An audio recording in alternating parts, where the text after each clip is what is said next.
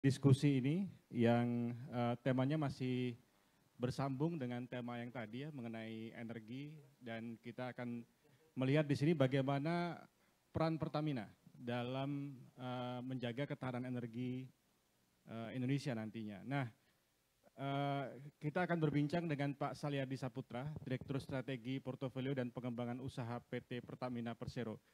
Pak Salyadi, ini sesi yang agak susah karena ini disebutnya fire chat. Jadi kalau saya lihat di chat GPT, fire chat ini katanya perbincangan yang semangat, Pak. Jadi ini kita harus bersemangat nih, Kak. Hari ini membicarakan bagaimana energi ini kita bisa terpenuhi ke depannya dan masa depan energi dan bagaimana Pertamina bisa berperan di dalamnya. Nah, itu pertanyaan pertama saya, tapi mungkin ada data yang bisa kita tampilkan dulu. Bagaimana energi ini menjadi, tidak kelihatan di sini ya, jadi saya harus berdiri dulu nih. Ini bagaimana energi menjadi katalis pertumbuhan ekonomi di Indonesia. Ini datanya bisa dibaca, tapi saya langsung saja menyambung karena waktu kita sangat pendek. Pak Salyadi, bagaimana Anda melihat ini pergantian pemerintahan baru dan kemudian pemerintah tampaknya juga fokus bagaimana energi ini bisa diamankan ke depannya. Nah, Pertamina di sini menjadi salah satu dan mungkin pihak utama yang mendapatkan peran untuk menjaga ketahanan energi Indonesia. Nah, bagaimana ini Pertamina melihat soal masalah energi ini dan bagaimana peran Pertamina ke depannya dalam menjaga ketahanan energi ini? Terima kasih. Jadi kalau kita lihat perkembangan terakhir-terakhir ini di mana isu lingkungan ya, terutama bagaimana negara-negara termasuk Indonesia untuk mencapai net zero emission ya. Jadi di mana Indonesia tahun 2060. Kita lihat memang 2 tahun terakhir tuh kalau nggak salah di COP27 ya, itu semua negara itu sangat-sangat antusias lah untuk bagaimana memperlihatkan komitmennya untuk mencapai net zero ada yang 2050, ada yang 2060, Indonesia kebetulan di 2060. Namun demikian kita lihat perkembangan atau ada momen-momen tertentu termasuk tentunya perang Rusia-Ukraine ya, ini agak merubah nih, merubah mindset atau approach negara-negara, terutama mungkin kita lihat negara Eropa yang betul-betul terdampak waktu itu. Dan termasuk juga Indonesia, ternyata kita bukan tidak boleh memikirkan tentang lingkungan ya atau climate change ini, tapi di depan mata ini ada satu ancaman yang mungkin impact-nya berbeda-beda terhadap negara ya, masing-masing negara. Nah kalau kita lihat Indonesia sendiri, ternyata dari energy security memang kita relatively cukup baik lah. Tapi kita lihat bahwa sekarang ini kita sudah mengimport mungkin crude-nya ya, crude-nya itu mungkin 40%, 30-40% masih import. Belum lagi produknya. Jadi kita masih import gasoline atau bensin, kita masih Pertalite, Pertamax, kita masih import. Jadi konsumsi kita itu kan mungkin dalam barrel, in total itu 1,4 juta barrel produknya ya. Sementara kilang kita bisa memproduksi atau mengolah, menghasilkan output BBM itu 1 juta. Produksi kita, crude oil, itu hanya mungkin 600.000. Jadi kita 40%, 400.000 kita import untuk diolah di kilang kita. Nah dari 40%, dari yang 60% yang kita produksi sendiri, Pertamina ini di domestik ya, itu di domestik 60% sampai 70% itu dari Pertamina. Ini sebetulnya menunjukkan memang betapa Pertamina ini sangat diandalkan lah. Ya. Setelah sekian lama produksi kita turun terus ya, tadi mungkin disampaikan dari 1,5 juta barrel per day, sekarang hanya sekitar 600 dan Pertamina ini mungkin 400 domestik itu mungkin 450-460 ribu barrel per day kita produksikan. Nah untuk menutupi gap supaya kita mengurangi impor dan artinya itu mengurangi ketergantungan kita dan memperkuat ketahanan energi kita, Pertamina menjadi tulang punggung untuk bagaimana meningkatkan produksi. Namun demikian di sisi lain kita juga harus realistis bahwa sumur-sumur kita itu udah tua. Udah banyak yang depleted. Nah ini apa yang kita bisa lakukan seoptimal mungkin ya, tentunya penggalian sumur baru kita terus lanjutkan. Maaf, sekitar mungkin 700-800 sumur tiap tahun kita gali. Dan juga kita tentunya meningkatkan efisiensi cara kerja kita, ya bisnis proses supaya lebih produktif lagi, kita tingkatkan dengan menggunakan teknologi, kita terus explore, dan juga mungkin yang Bapak Ibu sering dengar mengenai idle wells ya. Kita buka juga kesempatan kerjasama dengan pihak lain, bagaimana caranya kita produksinya meningkat. Begitu juga dengan inisiatif EOR. Enhance oil recovery. Ini juga sangat penting. Teknologi dan juga mungkin research ya, and development itu kita jalankan terus supaya kita bisa betul-betul ini. Nah ini kalau semua inisiatif kita ini itu tentunya kan ada biayanya. Nah kita sebagai business entity kan tidak bisa yang penting produksi meningkat berapapun biayanya. Kita harus pastikan bahwa investasi kita itu ya secara ekonomis visible. Oleh karena itu kita berharap kita melakukan advokasi juga ke pemerintah bahwa kita harus melakukan investasi sebesar ini akan meningkatkan produksi sebesar sekian.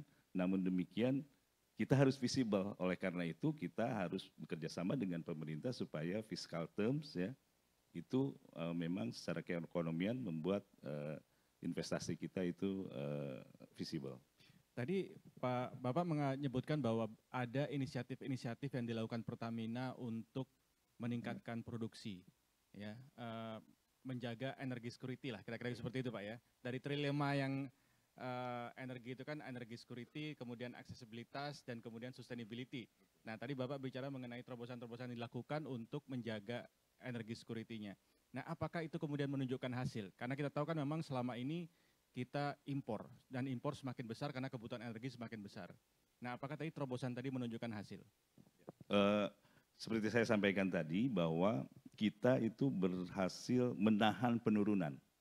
Memang sampai sekarang kita mungkin peningkatannya belum terlalu signifikan, tapi dengan adanya kesadaran bahwa energy security ini kita harus tingkatkan, mudah-mudahan produksi kita ke depannya akan meningkat dengan tadi EOR ya, dengan kita betul-betul optimalkan sumur-sumur yang ada sehingga produktivitasnya akan naik dan juga kita percepat mengakselerasi dari tadinya resource menjadi reserve. Yang tadinya mungkin butuh waktu 5 tahun kita coba percepat 2 tahun sehingga betul-betul reserve yang ada di bumi ini kita bisa produksikan. Nah ini yang mungkin kita harapkan sampai tahun 2029 kita punya rencana itu peningkatan produksi kita itu mungkin bisa di domestik itu mungkin bisa 700 ribu barrel per day. Dari sekarang mungkin 460 ribu per day. Iya. Ini yang rencana kita. Tadi di ruangan terpisah saya sempat tanyakan pada Bapak, ini pertanyaan yang mungkin sangat awam sekali Pak ya. Apakah mungkin ya Indonesia itu bisa kembali ke era 80-an, di mana Indonesia tidak bergantung kepada impor, tapi Indonesia adalah eksportir. Dengan kondisi geografis Indonesia yang cukup luas, apakah mungkin ada cadangan-cadangan migas yang ditemukan dan membuat Indonesia kembali ke era itu? Untuk minyak yang saya ketahui, yang sekarang kita lagi eksplorasi ya, dan ini sudah proven itu kan mungkin yang besar migas kita itu di Andaman sama di Masela. Mungkin ada berapa di Kalimantan, tapi kebanyakan dari mereka adalah gas, Pak. Nah ini yang mungkin kita perlu, realitasnya seperti itu. Ya mudah-mudahan bisa ditemukan lagi cadangan minyak yang cukup besar ya, sehingga kita bisa meningkatkan produksi lagi sehingga tidak usah atau tidak perlu lagi import crude oil. Namun kalau kita lihat Pak, kembali lagi dengan transisi energi. Jadi kalau dari draftnya Ken yang mungkin tadi juga disampaikan, kita memang rencana-rencana pengembangan kita ke depan ini kita pastikan inline dengan apa yang direncanakan oleh pemerintah dalam jangka panjang, terutama dari sisi bauran energi. Karena kalau kita lihat di draftnya Ken, itu di tahun 2032-33 itu konsumsi BBM kita itu akan turun, Pak. Akan turun. Sehingga dengan demikian mudah-mudahan kalaupun kita tidak mencapai 1 juta di tahun 2033, mungkin pada saat itu tidak harus import. Bukan karena kita produksinya lebih dari 1 juta atau sampai 1,5 juta, tapi memang konsumsi atau kebutuhan kita memang tidak sebesar sekarang. Itu yang mungkin kita harus pastikan juga, Pak, dengan adanya transisi energi dan komitmen pemerintah untuk mencapai emisi zero emission di tahun 2060. Artinya di tengah kebutuhan energi yang terus meningkat, kita tidak tergantung pada migas saja, betul, tapi ada banyak alternatif energi lain ya Pak ya, untuk mengcover kebutuhan energi itu. Ya. Nah tadi Bapak juga sempat menyinggung energi alternatif, energi yang baru dan terbarukan. Nah kita tahu bahwa Pertamina ada Pertamina NRE, walaupun sampai saat ini mungkin porsinya masih kecil ya Pak ya, dibandingkan dengan usaha migas yang ada di Pertamina. Nah itu ke depan akan seperti apa sebenarnya Pak? Nah ini mungkin sebelum ke NRE saya mungkin bisa bahas juga atau sampaikan juga mengenai diversifikasi sumber energi kita untuk BBM. Kita tahu sendiri bahwa sekarang kita sudah B35 untuk diesel. Dengan B35 untuk diesel kita itu tidak impor. Jadi totally sudah kita bisa mencukupi kebutuhan domestik kita untuk diesel. Apalagi kalau misalkan kita bisa tingkatkan menjadi B50 atau bahkan katanya ada yang B100. Ini renewable tapi mungkin tidak clean lah seperti ini, jadi masih ada karbonnya. Tapi ini suatu alternatif untuk energy security, ini bagus sekali Pak. Jadi kita bisa mengurangi import untuk memenuhi kebutuhan kita. Jadi itu dari sisi diesel. Bioetanol pun seperti itu sebetulnya. Bioetanol adalah untuk bensin. Untuk Pertalite, Pertamax, kita punya alternatif dari etanol, Pak.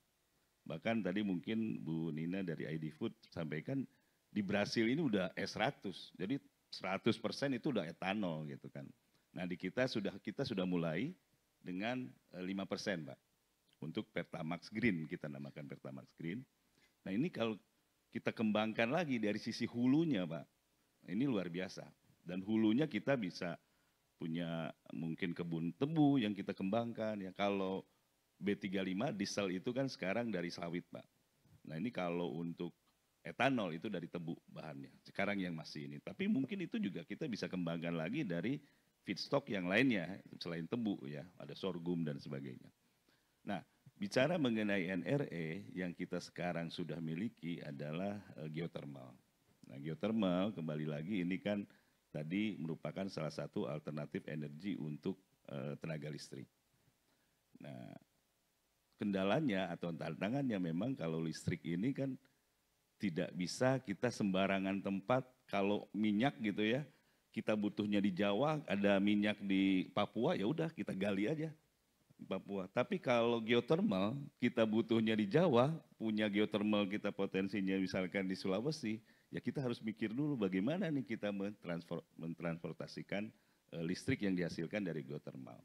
Jadi transmisi itu sangat penting, infrastruktur transmisi. Jadi dengan kata lain Pertamina tidak bisa mengembangkan sendiri. Jadi tidak bisa kalau ada geothermal kita bangun di situ ya tanpa memikirkan transmisinya.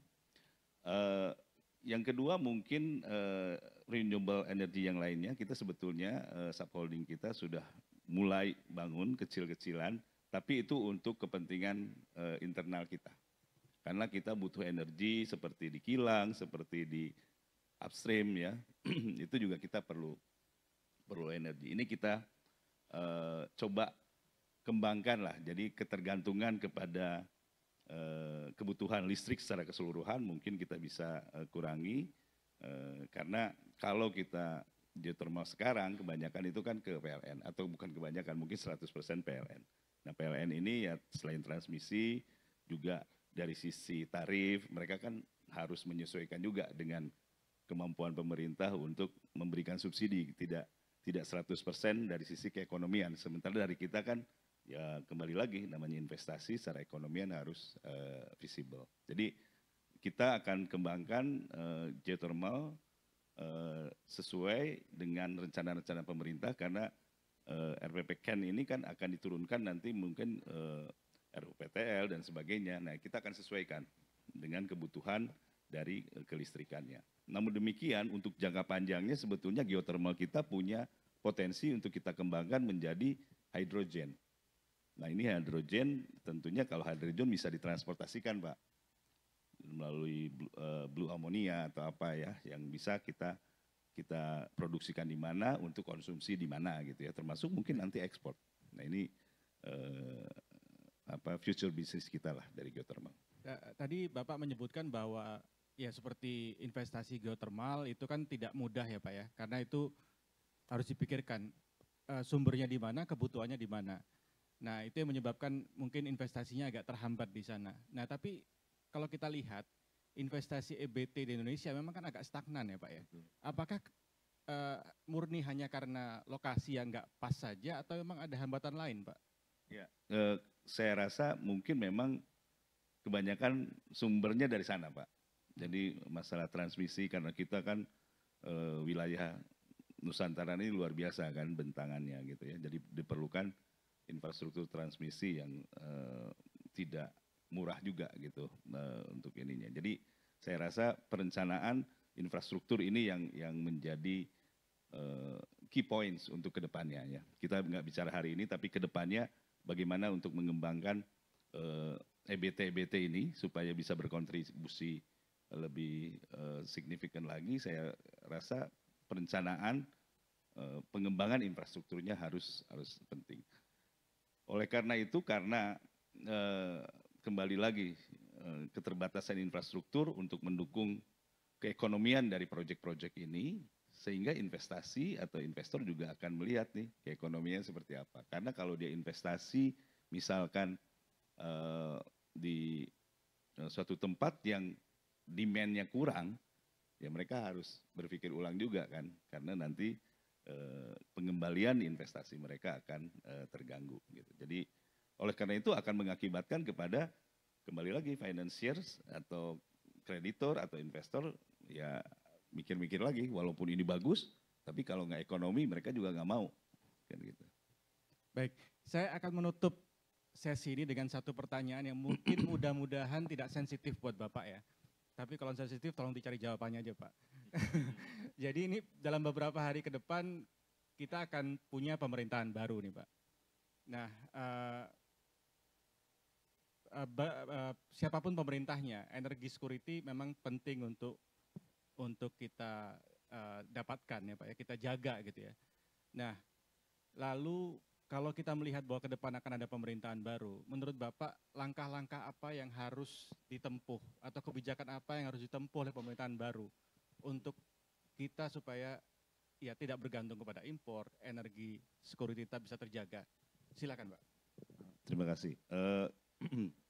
Kalau ya kita tahu bersama bahwa energi security dan food security ini menjadi prioritas pemerintahan baru lah. Saya yakin itu memang sangat-sangat relevan untuk kondisi Indonesia sekarang ini. Dan kembali lagi kalau saya lihat potensi Indonesia sebetulnya terutama mungkin untuk energi transportasi ya, BBM ya, yang sangat relevan dengan Pertamina, itu potensinya luar biasa sebetulnya. Tadi saya sampaikan dari biofuel, ini luar biasa. Kita punya kebun sawit yang begitu luas, tinggal kita kembangkan saja dan tinggal pemerintah punya kebijakan yang memang pasti bahwa kita akan mengkonversi misalkan dari atau meningkatkan B35 ke B50. Terus untuk bensin dari sekarang E0 kebanyakan mungkin E10 gitu. Tinggal direncanakan bagaimana memenuhi kebutuhan dari feedstocknya ini. Ya, jadi kalau untuk B3, B50 untuk diesel itu dari sawit harus ditingkatkan karena memang masalahnya adalah kembali lagi sawit dan etanol ini competing dengan food yang juga prioritas. Jadi perencanaan itu sangat-sangat penting dari sisi untuk memastikan ketersediaan bahan baku untuk energi ini. Jadi dan ini harus semua elemen, ya, semua stakeholders ini harus betul-betul bersinergi, Pak. Mungkin dari kementerian aja, kalau untuk oil and gas ya paling SDM gitu kan, paling mungkin Kementerian Keuangan karena terkait dengan fiskal. Tapi kalau untuk biofuel ada Kementerian Pertanian, ada KLHK gitu ya, karena mungkin ada hutan yang akan dikonversi dan sebagainya. Ini harus betul-betul bersinergi dan bekerja sama secara ini dan komit dengan rencana pemerintah untuk pengembangan energi alternatif untuk meningkatkan energi security kita. Baik, terima kasih Pak Salyadi Saputra, Direktur Strategi Portofolio dan Pengembangan Usaha PT Pertamina Persero. Aplaus kepada narasumber kita yang ada di sini. Terima kasih, saya akan kembalikan ke Terima kasih Pak Ade. Mohon Pak Salyadi, boleh Pak Ade juga berdiri kita foto bersama, tapi sebelumnya kita ingin menyerahkan apresiasi, silakan Pak David untuk boleh naik ke atas panggung, menyerahkan apresiasi kita untuk Pertamina yang telah setia mendukung setiap kegiatan Kata Data.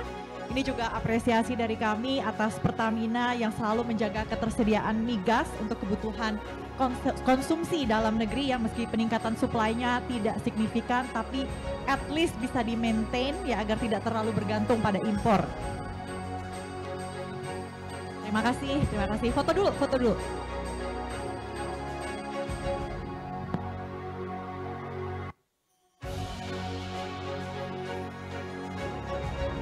Terima kasih Pak Salyadi, tadi inputnya sudah kita catat ya, perencanaan itu penting ya supaya nantinya komoditas yang kita miliki, CPO, tebu ini tidak jadi rebutan, tidak menjadi konflik untuk pangan atau untuk energi. Maka dari itu setiap lembaga pemerintah ini perlu bersinergi. Baik, selanjutnya kita akan masuk ke sesi diskusi yang keempat, tapi sebelumnya izin masuk iklan dulu ya terkait dengan data box ini kembali saya bacakan. Data box Kata Data ini hadir untuk memberikan informasi yang berbasis data untuk mendukung analisis dan perumusan kebijakan. Yang ditawarkan kita punya ekonomi, data terkait energi, industri hingga perkembangan digital semua tersaji dalam bentuk visualisasi data yang mudah untuk dipahami. Untuk hari ini khusus kita ada diskon 35% dan kode referralnya sudah ditampilkan IDE 2025. Selain ini kami juga ingin mengajak Bapak Ibu untuk mengisi survei yang sudah kami siapkan, di mana untuk survei ini kami ingin mendapatkan masukan juga bagaimana pandangan Bapak Ibu terkait dengan ide-ide ataupun isu-isu yang akan dihadapi pemerintahan baru dalam mencapai target pembangunan yang ambisius. Baik, di sesi yang keempat ini kita akan bicara terkait dengan lumbung pangan, ketersediaan pangan, kemandirian pangan. Karena negara kita ini punya potensi sumber daya alam yang begitu besar, tapi ironisnya kita masih bergantung pada impor. Bagaimana jika muncul kondisi darurat seperti bencana alam? Bukan tidak mungkin ya, karena kita juga sendiri bisa merasakan dampak dari perubahan iklim, kemudian belum lagi tensi geopolitik yang memanas sehingga ada ancaman krisis pangan. Untuk itu ketahanan dan kemandirian pangan menjadi sangat krusial. Dan juga disebutkan oleh beberapa narasumber di awal-awal sesi bahwa pangan dan nutrisi juga berdampak positif pada human capital dan juga SDM yang unggul. Lalu mampukah konsep food estate mendorong Indonesia untuk jadi lumbung pangan dunia dalam kurun waktu 3 tahun Sebelum saya undang para pembicara untuk ke atas panggung membahas hal ini, izinkan saya untuk mengundang dengan hormat staf ahli Menteri Bidang Lingkungan dari Kementerian Pertanian, Dr. Prihasto Setianto, MSc, untuk menyampaikan sambutan kuncinya.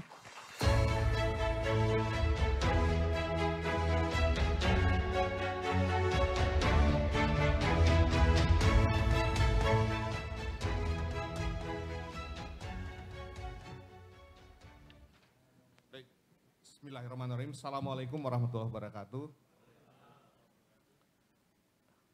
Bapak Ibu yang saya hormati, tentunya Pak Kepala Badan Pangan Nasional, Pak Dirut Pupuk Indonesia, rekan-rekan semuanya. Sebelumnya kita panjatkan puji syukur kepada Allah Subhanahu wa Ta'ala, Tuhan Yang Maha Esa.